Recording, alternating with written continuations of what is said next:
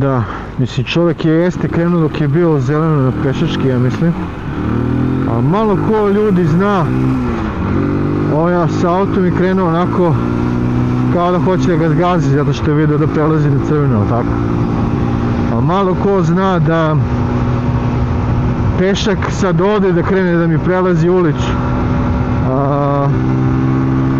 Ja sam dužan da ga propustim, da zaustavim vozilo i da ga propustim.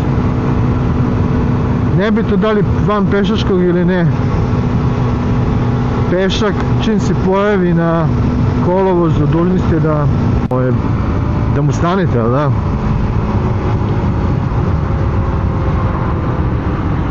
Pešaci imaju apsolutno prednost. Naravno imaju bezobzirnih pešaka koji ne pogledaju ni levo ni desno, već onako bace se ili trče preko pešačkog.